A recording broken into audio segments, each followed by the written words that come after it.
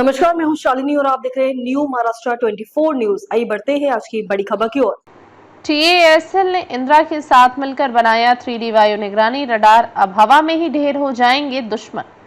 Tata advance system limited ने नौसेना को स्वदेशी 3D वायु निगरानी रडार 3D ASR सौंप दिया है।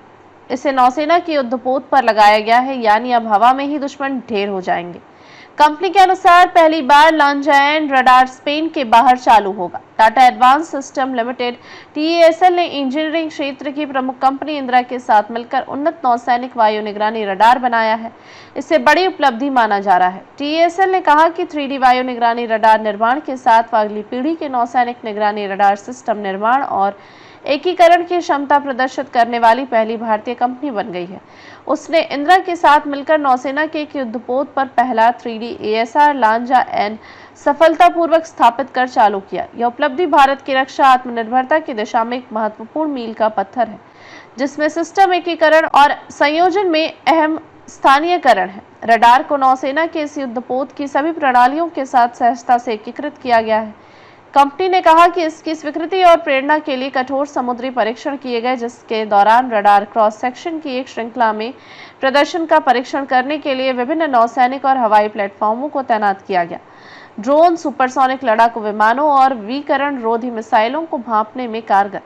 इंदिरा की नौसेना व्यवसाय इकाई की प्रमुख एना बोएंडिया ने कहा कि यह परियोजना बड़ी संख्या में जहाजों के लिए रडार की आपूर्ति और तैनाती से कहीं आगे तक जाती है। इससे हमें टाटा एडवांस सिस्टम के साथ महत्वपूर्ण सहयोग स्थापित करने में भी मदद मिली है, जिसके साथ हमने बेंगलुरु में एक रडार फैक्ट्री स्थापित करने के लिए काम किया है।